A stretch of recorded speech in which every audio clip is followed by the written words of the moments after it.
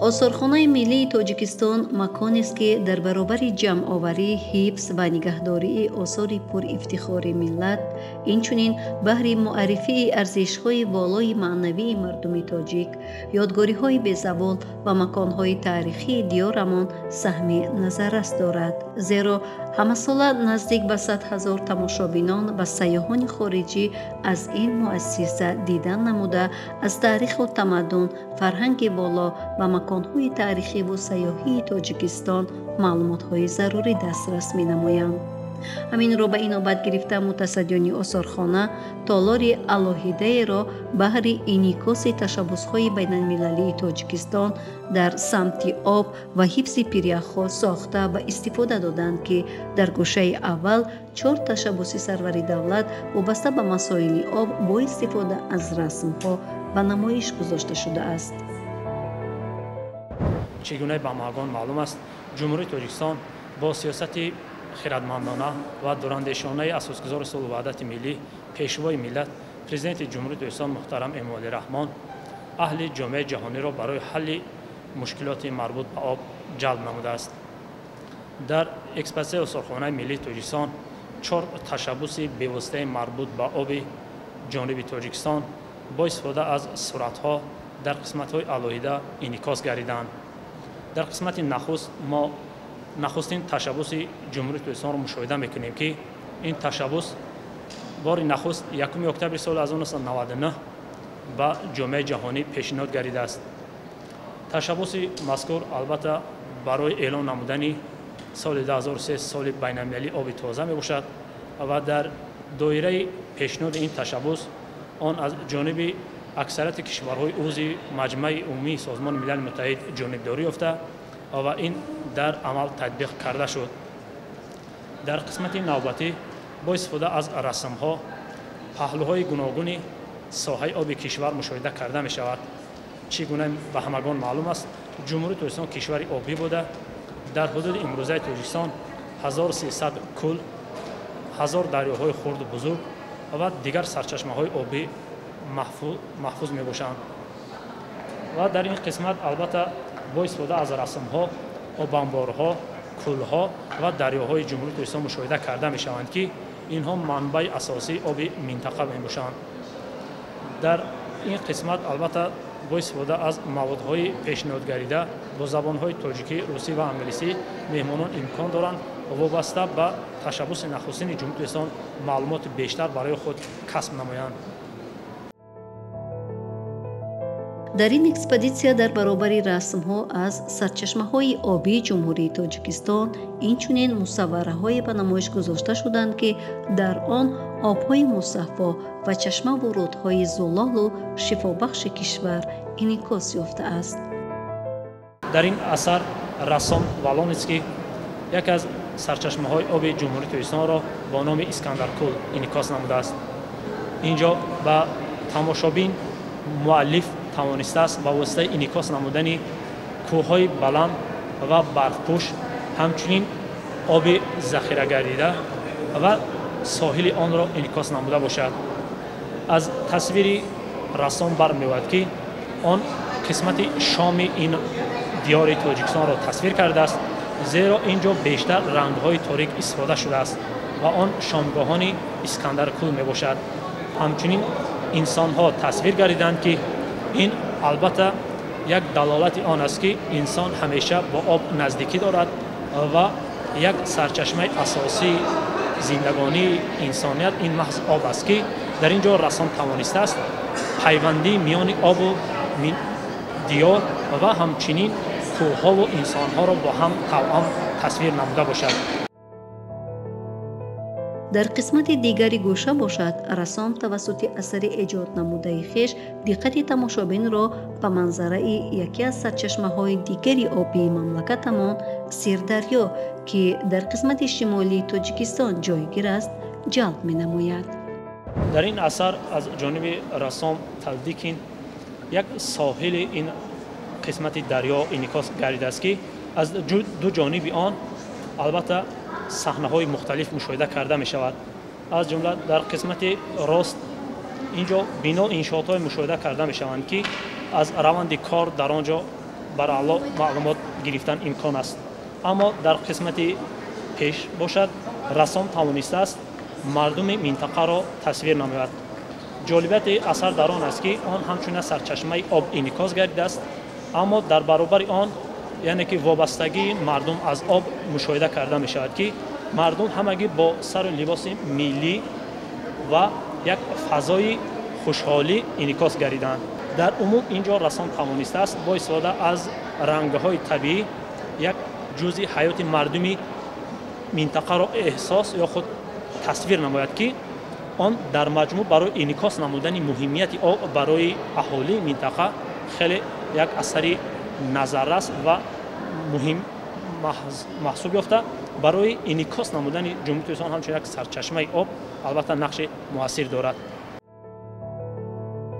дар доираи эълон намудани солҳои 2005-2015 даҳсолаи амал об барои ҳаёт як қатор нишасту вохӯрӣ ва форумҳо дар минтақаҳои гуногуни ҷаҳон баҳри рафъ ва ҳалли масоили обӣ баргузор гардид ки дар ин кӯша расмҳо аз ташаббуси дуюми байналмилалии ҷониби Тоҷикистон қисса мекунад. чӣ гуна ба ҳамагон маълум аст, имрӯз садҳо миллион аҳолии ҷомеаи ҷаҳонӣ бо нарасидани об мушкилӣ доранд ва ин масъала барои ҳалли худро ёфтанаш ҷомеаи ҷаҳониро водор сохтааст то гирди ин гуна ташаббусҳои созанда ҷамъ омада барои дар амалият татбиқ намудани ташаббусҳои ҷониби Тоҷикистон саъю талош намуда бошанд.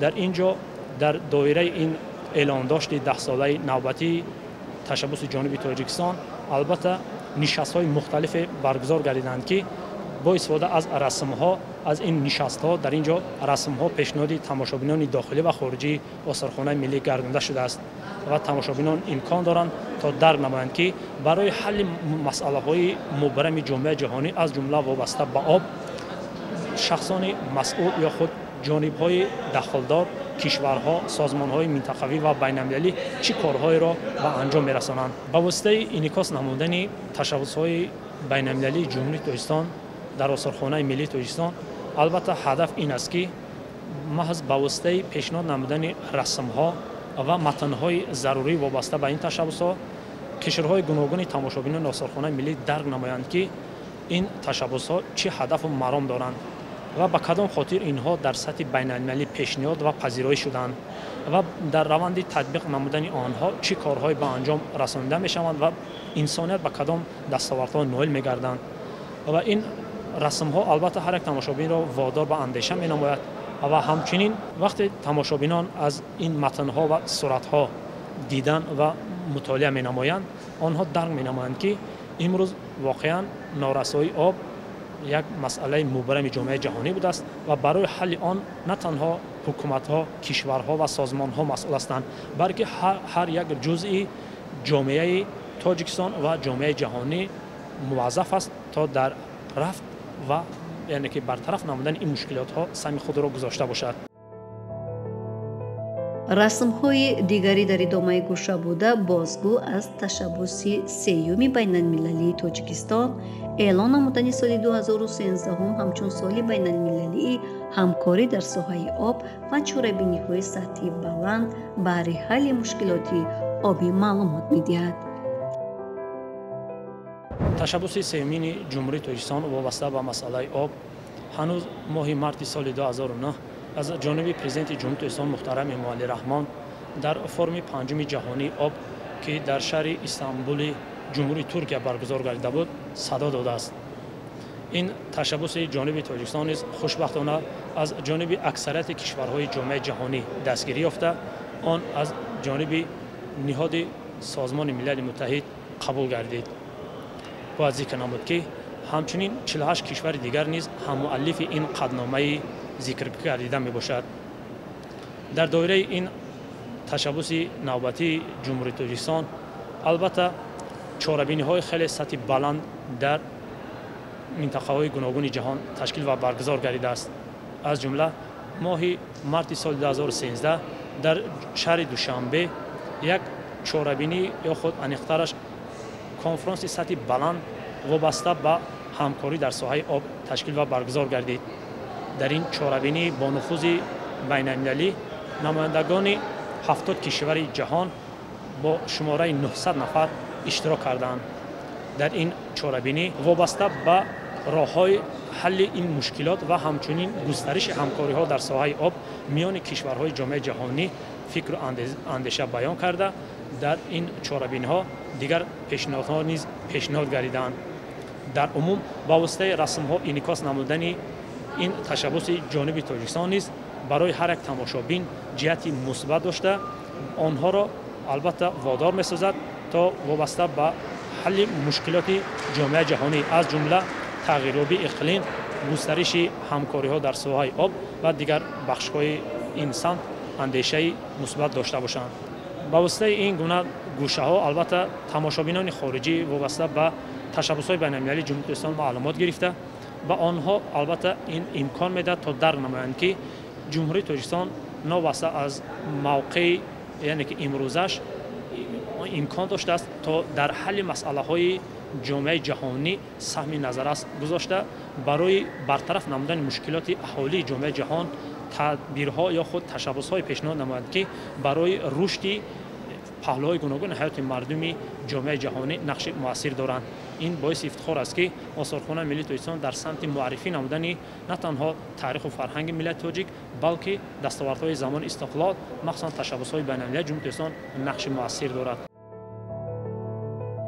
воқеан ҳам пешниҳоди чунин якгӯша бо намоиши расмҳо аз баргузории чорабиниҳои сатҳи баланд дар мавриди ҳалли мушкилоти масоили обӣ дар ҷаҳон ва ташаббусҳои созандаи Тоҷикистон баҳри ҳар як тамошобин аз манфиат холӣ нахоҳад буд. идомаи толоро бошад расмҳо аз идомаи ташаббусҳои созандаи Тоҷикистон ташаббуси чорум зинат бахшидааст. 21 декабри соли 2016 маҷмӯаи умумии Созмони Милали Муттаҳид бо ҷонибдории 177 кишвар қадномаи пешниҳод намуд ки ин қаднома вобаста ба эълон намудани солҳои 2018-2028 10-солаи байналмилалии амал барои рушди устувор мебошад. ин чорумин tashabbusi ҷумҳурии Тоҷикистон вобаста ба масоили об мебошад ки аз ҷониби Созмони Милали Муттаҳид ва ҷонибдории аксарияти кишварҳои ҷомеаи ҷаҳонӣ қабул гардидааст. чӣ гуна ба ҳамагон маълум аст, норасоии об ба аҳолии ҷаҳон ҳамчунин ҳолати экологии минтақаҳои гуногуни ҷомеаи ҷаҳонӣ таъсири нохӯи худро расонда истодааст ва ин норасоиҳо албатта ҷомеаи ҷаҳониро нобаста аз мавқеи ҷойгиршавӣ, яъне аз ҳудуди ҷойгиршавии географӣ, аз фарҳанг, дин, сиёсат ва дигар диду назарҳои худ онҳоро сари як мавзӯъ, яъне мавзӯи об ҷамъ овардааст. ҷонибдорӣ намудани кишварҳои бештари ҷомеаи ҷаҳонӣ аз ин tashabbusҳои байналмилалии ҷумҳурии Тоҷикистон гувоҳӣ аз он медиҳад ки об албатта ҳамчун як унсури асосии ҳаёт дар яъне ки рушду нумии соҳаҳои гуногуни ҳаёти мардуми ҷомеаи ҷаҳонӣ нақши муассир дорад.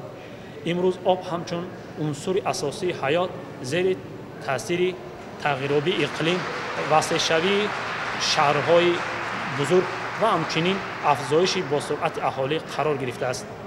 ин ҷомеаи ҷаҳониро водор ба он сохтааст ки онҳо зери ин гуна tashabbusҳо, яъне ки ҷамъ омада барои ҳалли мушкилоти на танҳо як минтақа, балки ҷаҳон тадбирҳои зарурӣ андешида барои ҳалли онҳо сайю талоши бештар намуда бошанд.